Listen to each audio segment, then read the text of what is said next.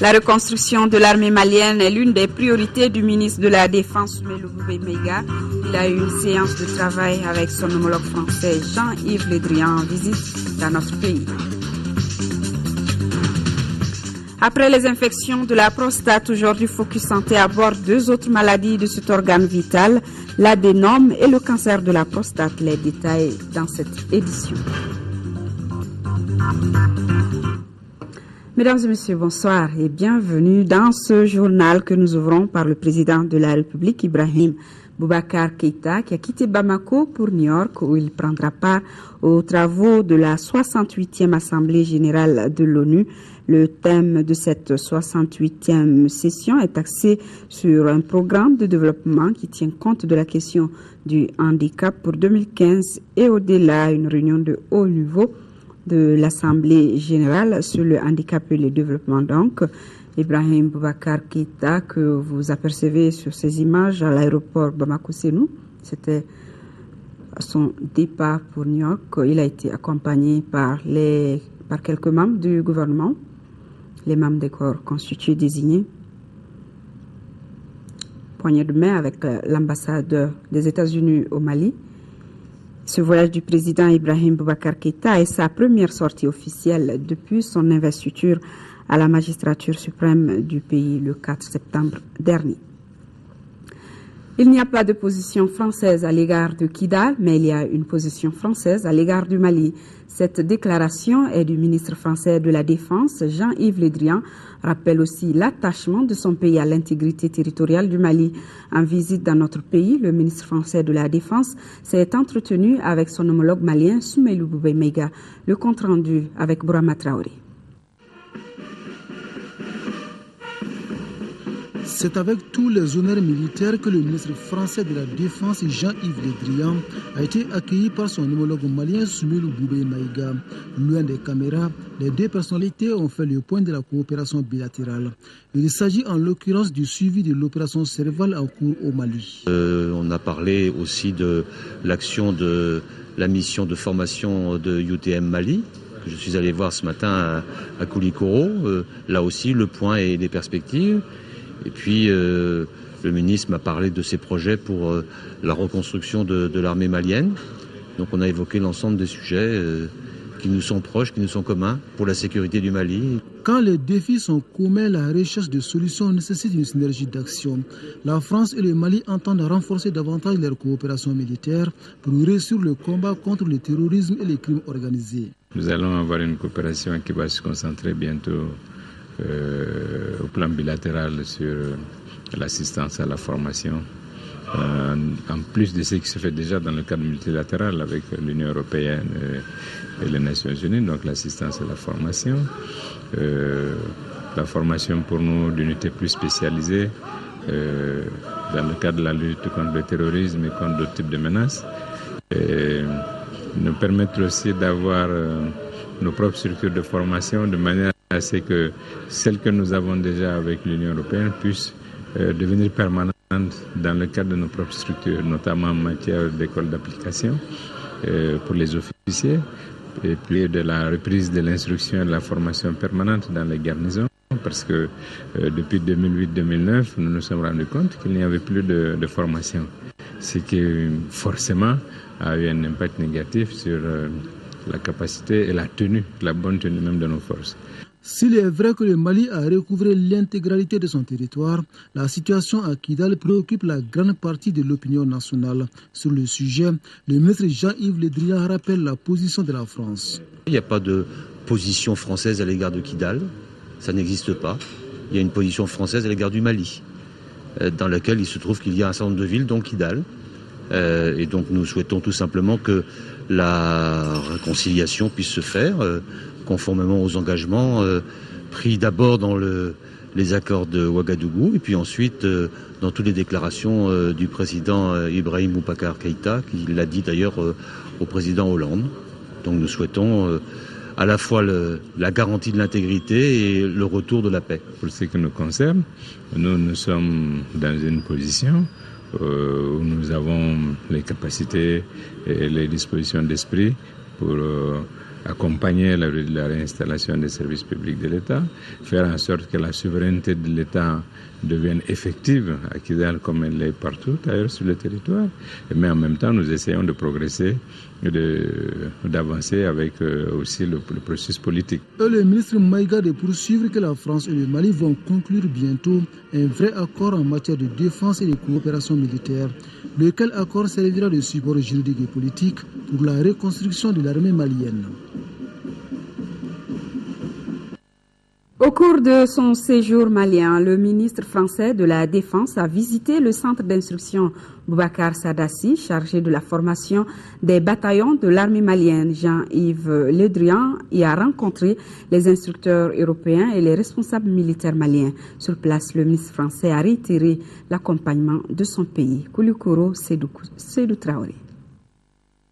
C'est aux environs de 10 heures ce lundi que l'hélicoptère transportant le ministre français s'est immobilisé sur la place d'armes du centre d'instruction Boubacar Sadassi de Koulikoro.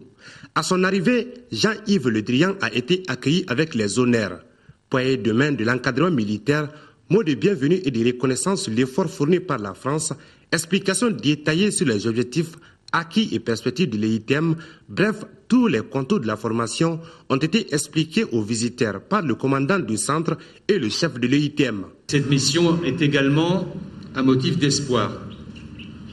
Et je me tourne ici vers l'avenir, car cette mission contribue directement au processus de réconciliation et de retour à la paix qui n'ont jamais cessé d'être notre priorité. Sur le flanc de la colline du Nyanan, champ d'entraînement des bataillons, le ministre français a assisté à la mise à niveau tactique de certains officiers maliens en charge de commander les différentes sections du 3e bataillon. À une semaine du démarrage de la formation du 3e groupement tactique interarmes, Jean-Yves Le Drian s'est adressé aux experts européens.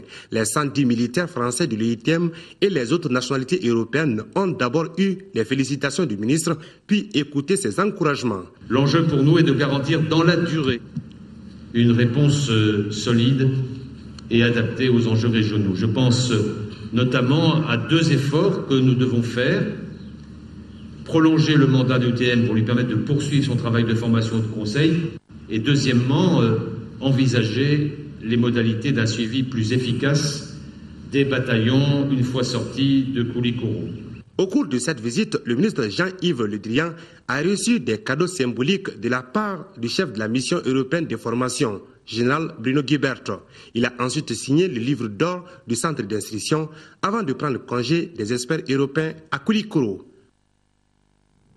Jean-Yves Le Drian, ministre français de la Défense, qui était également à Gao auprès de la force Serval, une visite qui a permis de recadrer les missions assignées aux armées françaises et maliennes dans leur lutte commune au nord du Mali. Le compte rendu depuis Gao de Daouda Zoumana Traoré. Les temps forts de cette visite du ministre Jean-Yves Le Drian ont été la revue des troupes, la visite des locaux et autres installations de la force Serval et la rencontre tripartite MINUSMA, force française et FAMA.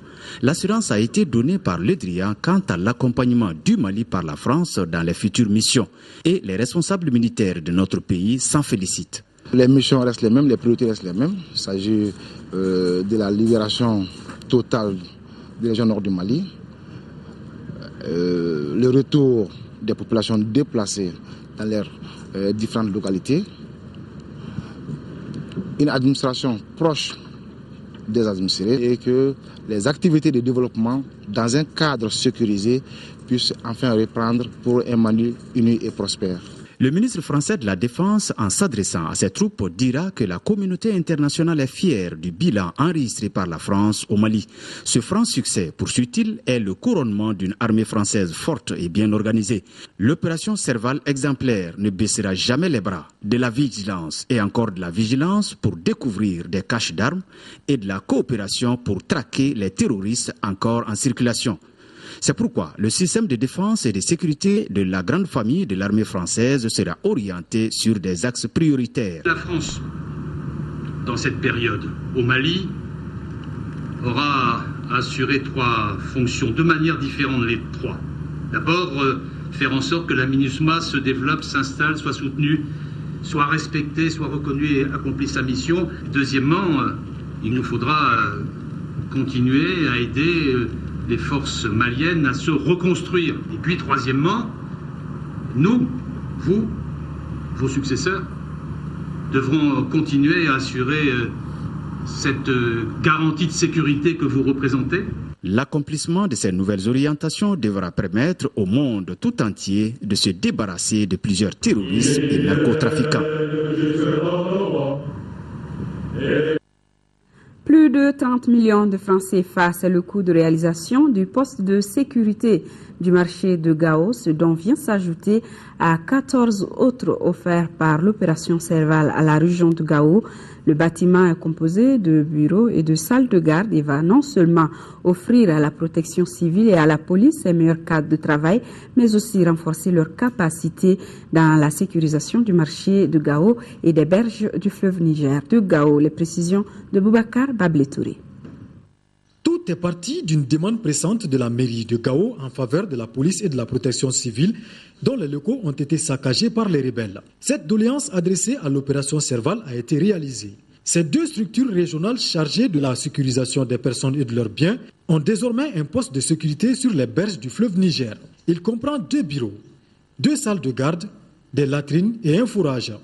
D'un montant de plus de 30 millions de francs CFA, ce poste aura une double mission, à savoir sécuriser le marché et prévenir d'éventuelles infiltrations des djihadistes et narcotrafiquants par le biais du fleuve Niger. Ce poste de police qu'on inaugure ce matin, quand le marché de légumes a été brûlé et construit par Serval, j'ai eu le caprice de dire au colonel Fabrice, mais il faut sécuriser mon marché. Il a tout de suite décidé, 5 jours après. Je dis merci. Cette inauguration est la 14e à laquelle Serval procède ces 5 derniers mois. Je parle du mandat auquel j'appartiens. Donc, ceci atteste de la vitalité des actions entreprises au profit des habitants de Gao et du Grand Gao, parce que ce marché, bien sûr, est pour tout le monde. Devant ce geste multidimensionnel, l'administration régionale ne pouvait que remercier les actions posées par l'opération Serval à Gao et partout au Mali. Aujourd'hui, celle que nous avons devant nous a un sens particulier parce que la sécurité relève de la souveraineté de l'État. Et Serval a accompagné l'État dans la réalisation et dans la prise en charge de la sécurité des populations. Je ne peux que leur dire au nom du gouvernement malien, merci et merci. Il ne reste plus qu'à coopérer avec les forces armées et de sécurité dans la lutte contre les malfrats. En 5e région, le Conseil danois pour les réfugiés, à travers sa base de Douanza, vient de procéder au lancement de ses activités dans la commune de Aéré sur place. Il sera mis en œuvre 2 programmes pour un coût global de 300 millions de francs CFA environ. Moustapha Doumbia. C'est avec 2 programmes que le Conseil danois pour les réfugiés entame ses activités dans la commune de Aéré, cercle de Douanza. Il s'agit de la campagne Retour à l'école et la campagne de cohésion sociale dans la commune de Aéré. Ce jour inaugure une ère nouvelle. C'est le moment de construire la paix avec une forte participation des enfants, des filles et garçons qui fréquentent l'école et y sont maintenus. Voilà pourquoi nous disons Nalande Sukabe. C'est l'époque des enfants. Le coût global des 2 programmes est d'environ 300 millions de francs CFA, financés par l'UNICEF. Les activités s'étendent sur 6 mois et portent sur le monitoring des mouvements des populations entre le Mali et le Burkina Faso, la protection et l'éducation des enfants, l'eau, l'hygiène et l'assainissement, les activités de relance économique, entre autres. Notre circonscription a traversé une dure épreuve avec la rébellion qui a sévi ici dans notre circonscription. Donc si aujourd'hui des partenaires viennent à nous pour nous aider à sortir de cette crise, on ne peut que saluer l'initiative. Et surtout, lorsque cette initiative s'adresse à nos enfants. Ce démarrage des activités du Conseil danois pour les réfugiés a été bien apprécié par les maires de la commune de Aéré et par les autorités scolaires de Douanza. Nous restons dans la région de Mopti où le comité régional d'orientation, de coordination et de suivi des actions de développement vient de procéder également au lancement des activités du débat communal dans la région de Mopti. Objectif, informer les acteurs au développement de la région sur le processus de mise en œuvre du débat communal. Aminata Touré. Cette session extraordinaire du comité régional d'orientation, de coordination et de suivi des actions de développement CROCSAD sur le processus de débat communal est une initiative appuyée par le programme d'appui aux collectivités territoriales de la GIZ et doit aboutir entre autres à encourager le dialogue entre les communautés, d'identifier les causes et conséquences de la crise actuelle. Ce CROCSAD extraordinaire a été organisé pour partager la démarche et puis faire la sélection des communes qui doivent bénéficier de l'appui du débat communal avec l'ensemble des acteurs de la région de Mopti. Selon les autorités régionales, ce processus d'information des acteurs du développement est une étape capitale avant l'entame des activités dans les collectivités communes. Aujourd'hui, avec le retour de la stabilité et l'arrivée massive des déplacés et réfugiés, ces populations vivent une nouvelle expérience. Elles vont s'atteler à mettre en place des projets de développement.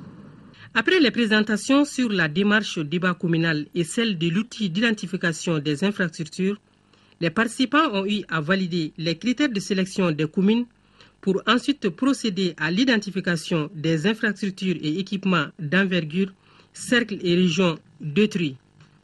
Ils ont également dégagé des pistes pour les remises en état. Le ministre des Maliens de l'extérieur a rencontré les Maliens de l'extérieur présents à Bamako dans le cadre de la cérémonie de la prise de fonction du président de la République, une rencontre qui a permis donc pour s'enquérir des préoccupations de nos compatriotes vivant à l'étranger et échanger avec eux sur les nouvelles orientations du gouvernement en matière de gestion des questions liées à leur existence. Nando Dambélé.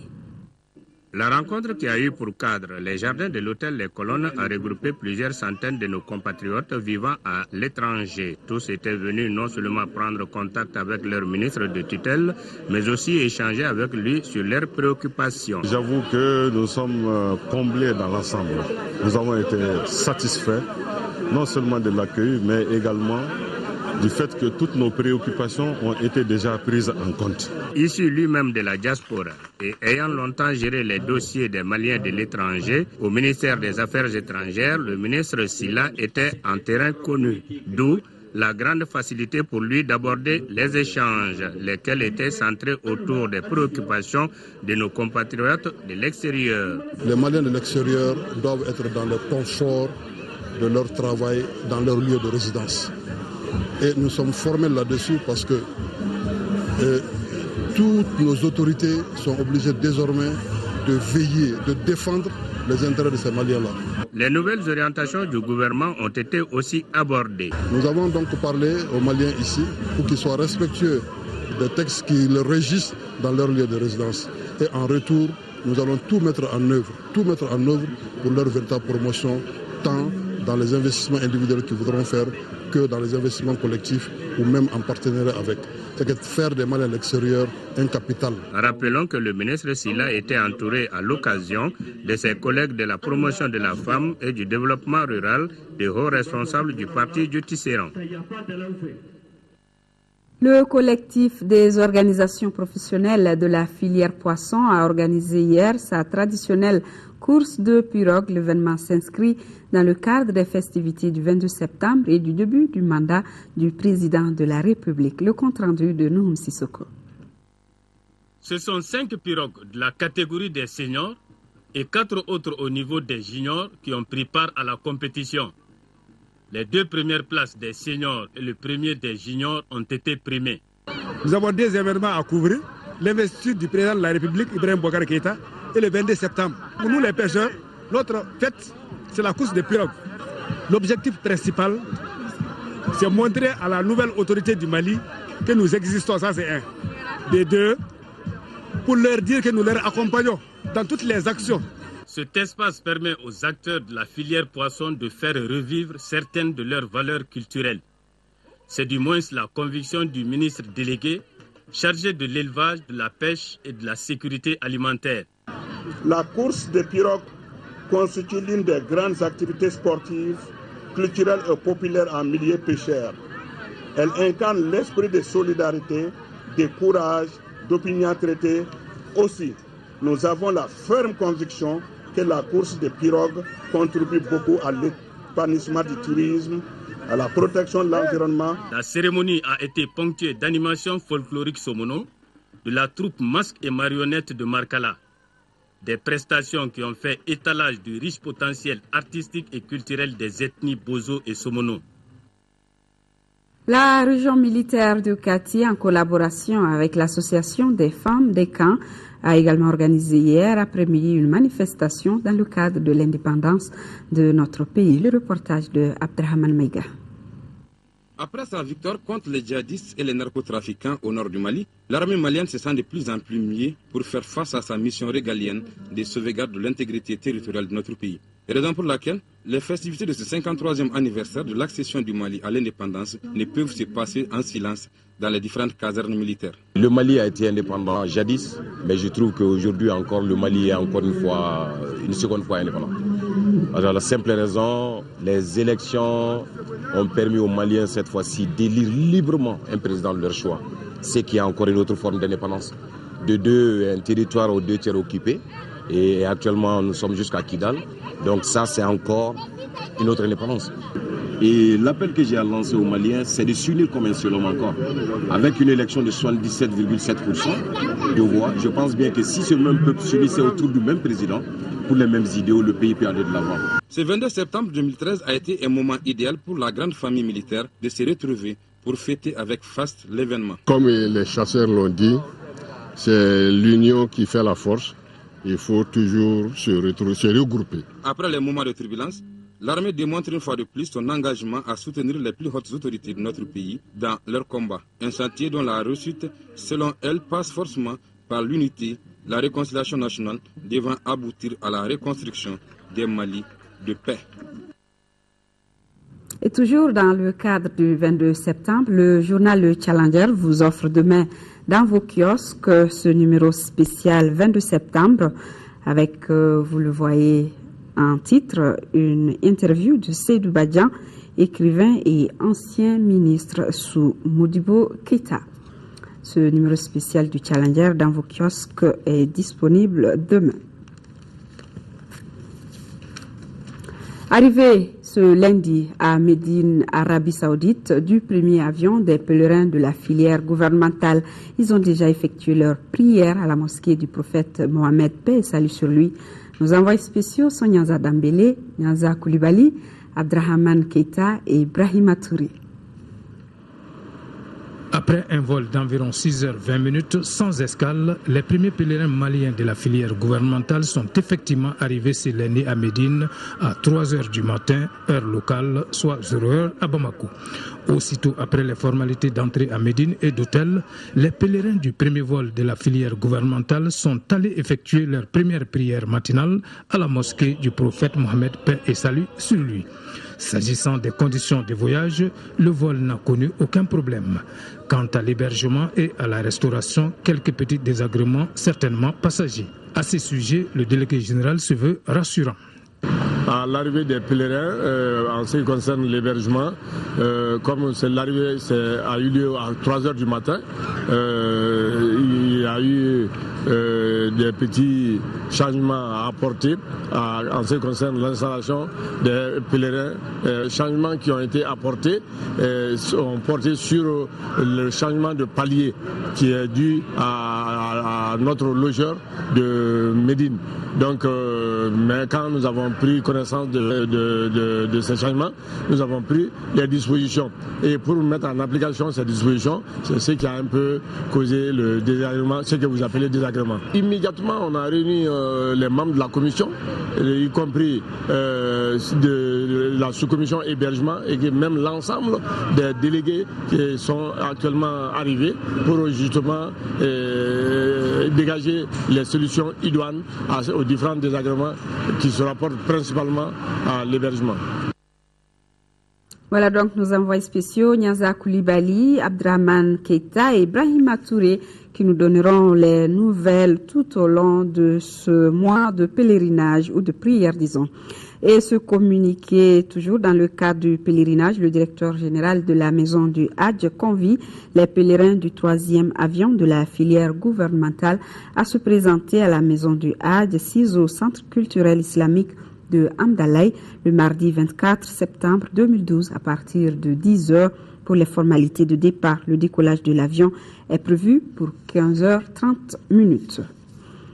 La bonne connaissance des ressources en eau de surface et souterraine est à l'ordre du jour d'un atelier sous-régional qui a ouvert ses portes ici à Bamako. Plusieurs pays de la sous-région sont représentés à l'atelier dont l'objectif est de coordonner les efforts pour une meilleure utilisation des eaux. Le compte-rendu de Batraoré.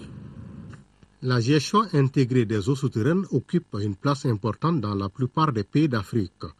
Le présent atelier vise la formation des usagers du bassin du Niger sur la question. Les objectifs de cet atelier sont multiples. Entre autres, on peut citer, n'est-ce pas, un partage de connaissances entre les acteurs qui travaillent dans le domaine de l'eau pour une meilleure connaissance des ressources en eau souterraines, qui sont en fait des ressources, comme on a l'habitude de dire, invisibles. Les eaux souterraines jouent un rôle très important en fait dans l'écosystème, dans le maintien des eaux de surface. Au Mali, près de 70% de l'eau potable proviennent des eaux souterraines, d'où l'importance des ateliers.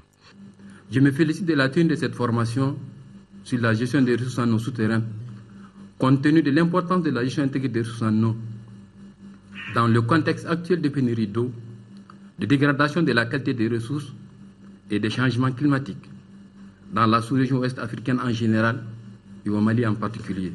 Les 25 participants à l'atelier sont du Mali, du Burkina Faso, du Bénin, de la Côte d'Ivoire, du Cameroun, de la Guinée-Conakry, du Madagascar et du Sénégal. Après Bamako, c'est le Niger qui accueille la 2e édition de la foire régionale de l'intégration de l'UEMOA. En prélude à l'événement, une mission nigérienne a rencontré les membres du Collège transitoire du Mali. La rencontre avait pour but de donner l'information aux opérateurs économiques du Mali sur les conditions de participation. Mamour Sidibé. Au cours de cette rencontre d'information, il s'agissait pour la mission nigérienne de sensibiliser les membres du Collège transitoire du Mali sur les conditions de participation à la foire régionale de l'intégration de l'UEMOA. Une foire qui sera organisée à Niamey du 13 au 22 décembre prochain. Les conditions de participation ont été définies et arrêtées dans un document que nous avons mis à la disposition de la Chambre de commerce et d'industrie du Mali. Je profite de cette occasion pour vous dire qu'en marge de la foire, un forum sera organisé sur l'intégration économique régionale à travers le développement des échanges pour voir quelles sont les différentes entraves pour le développement des échanges. Les opérateurs maliens qui ont organisé la première édition de cette foire ont voulu savoir à quand la libre circulation des personnes et de leurs biens dans l'espace UEMOA, le délai d'inscription des participants. Nous allons continuer à lancer une campagne de promotion de cette foire régionale qui se tiendra en décembre pour que la participation malienne soit le record de toutes les participations de la sous-région. Les Nigériens sont intéressés par l'expérience malienne pour une bonne réussite de l'organisation de cette 2e édition. C'est pourquoi la mobilisation des opérateurs économiques des pays de l'UEMOA, du Nigeria et du Ghana pour une participation massive fait partie des objectifs de cette mission d'information et de sensibilisation. Près de 20 000 tonnes de mangue pour une valeur marchande de 10 milliards de francs CFA pour la campagne 2013 en région de Sikasso. L'information a été donnée par le comité régional de l'interprofession de la filière mangue à l'ensemble des acteurs impliqués. De Sikasso, Daouda Diakité. En invitant les acteurs impliqués dans la production, la transformation et l'exportation de la mangue, le comité interrégional de la filière mangue de Sikasso entend partager les résultats de la campagne 2013. Cette année, je peux vous dire que nous avons fait plus de 20% plus que l'année dernière, c'est-à-dire que plus de 20 000 tonnes de mangue fraîche, et plus de 4 000 tonnes de mangue purée et 18 tonnes de mangue séchée. Donc plus de 10 milliards de francs ont été obtenus pour cette campagne mangue. Des résultats obtenus grâce au dynamisme des acteurs du secteur, mais surtout sa ferme volonté de diversification des marchés malgré la crise que le pays a connue. Les informations ainsi portées à l'appréciation de l'ensemble des acteurs de la filière mangue de Sikasso devront contribuer à enrichir les données pour la rencontre nationale prévue à Bamako en octobre prochain. La rencontre mangue nationale doit se tenir et chaque région est tenue à faire des bilans et également dégager des perspectives pour la campagne prochaine.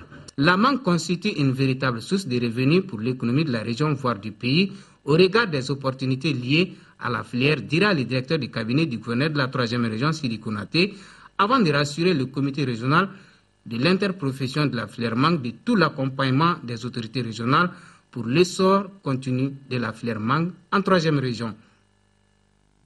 Célébration samedi de la Journée internationale de la paix à Baguineda. Le thème retenu pour cette journée est le football, facteur de paix. Des dons d'une valeur de 16 millions de francs CFA ont été offerts. Fatoumata Kone.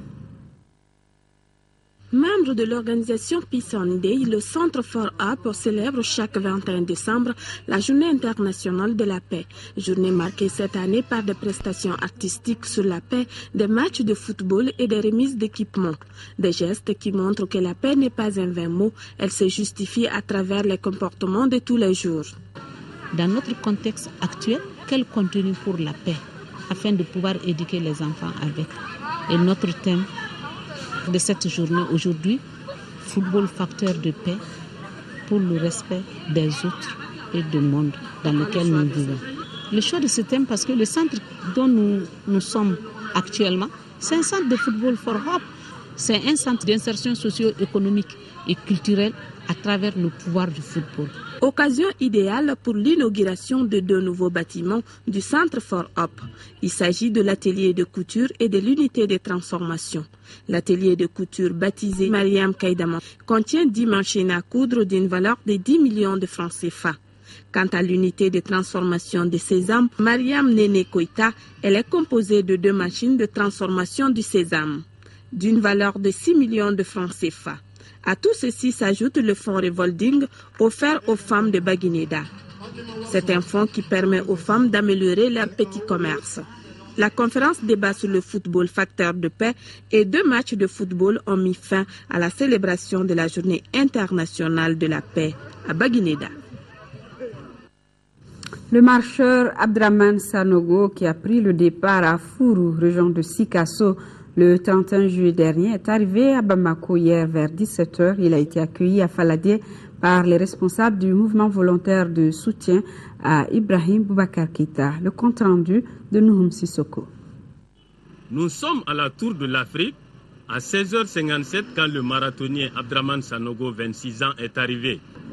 À l'accueil, des responsables et militants du mouvement volontaire pour soutenir Ibrahim Boubacar Keïta, MVS IBK 2012, auquel il appartient. Abdraman Sanogo a parcouru plus de 500 km de Fourou, région de Sikasso, à Bamako, histoire d'honorer un engagement. J'avais promis à Dieu et à M. Boukari Fofana, le président du MVS IBK 2012. Quand IBK sera le président de la République, je marche de Fourou à Bamako. Pour les responsables du MVS IBK 2012, il s'agit d'un acte citoyen. Son geste est patriotique, vraiment patriotique. Au niveau du bureau politique du Rassemblement pour le Mali RPM, une telle action est saluée. Quand un citoyen comme Sanogo, loin des décisions politiques, loin de la crème officielle, qui pose un acte comme ça, c'est une interpellation très forte, très profonde à l'endroit des acteurs publics. Et donc nous saluons cet acte patriotique de bonne citoyenneté et nous en saisissons la portée en tant que leçon, en tant que conseil aux décideurs. Le MVS IBK 2012 a été créé en 2010. Aujourd'hui, on compte environ 500 cellules à travers le pays et ailleurs. L'école Marcatier Tangara de Touna, dans le cercle de Bla, a 50 ans. La fête, les festivités commémoratives de ce cinquantenaire couplées à la cérémonie de baptême de l'école se sont déroulées dans la localité. Le compte rendu de Fousséni Diara. C'est en marge des festivités du 22 septembre de 2013 que la mairie de la commune rurale de Touna et l'association des ressortissants de Touna à Bamako ont décidé de célébrer les 50 ans de leur école. Manifestations folkloriques, jeux divers et messages, bref, rien n'a été négligé pour rendre la fête belle.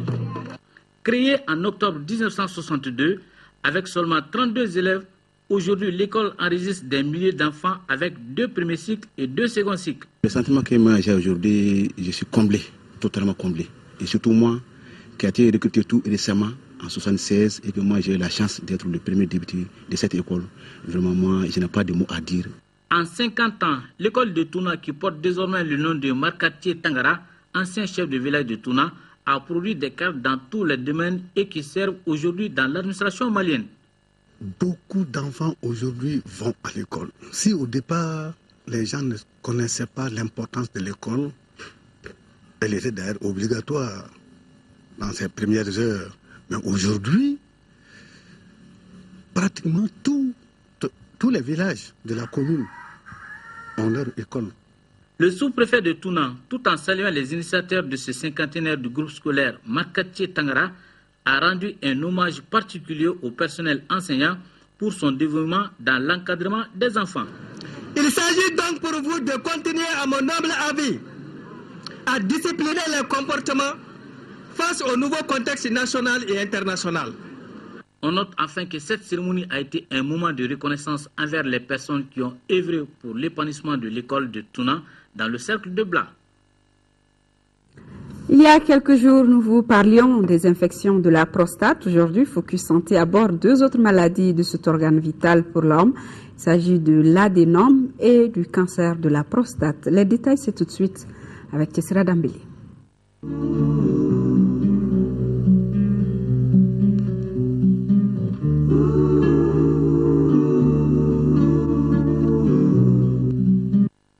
La prostate étant composée de cellules, elle peut être victime du développement anormal de celle-ci. Il peut s'agir soit de l'adénome ou du cancer selon que la tumeur sera bénigne ou maligne.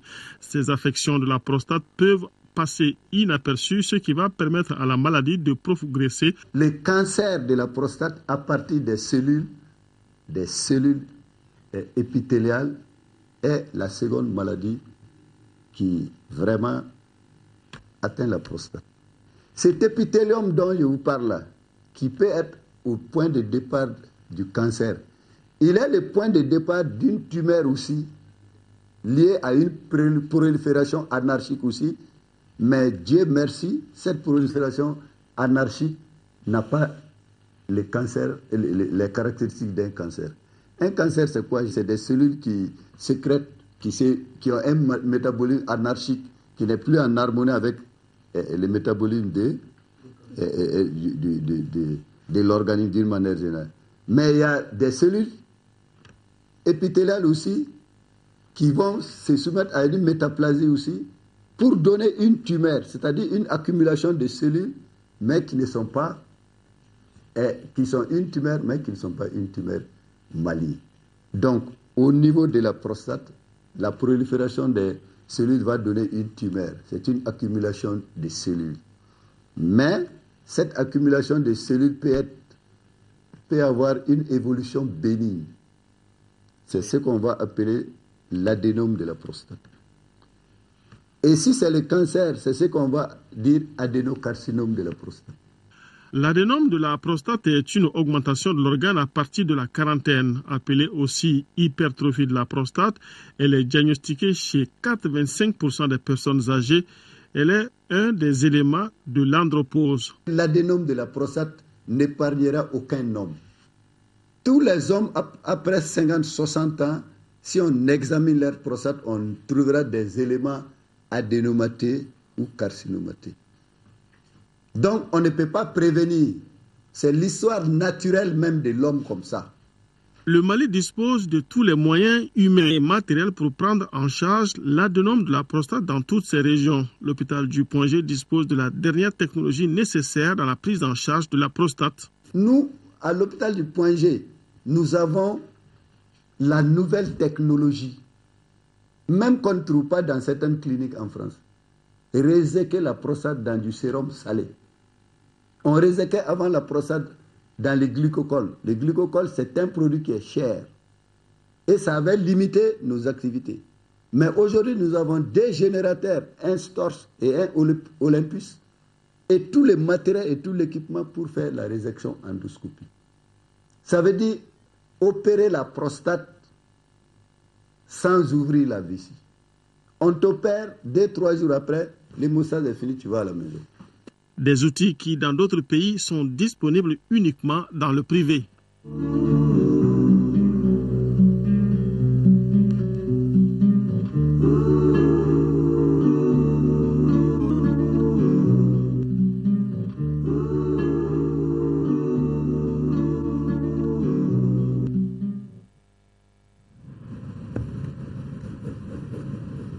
Voilà, c'est la fin de cette édition. Merci de l'avoir suivi. Demain, 10h-13h, vous retrouverez Kadigatou Kone. Je serai là à 18h et 20h. Excellente nuit à tous.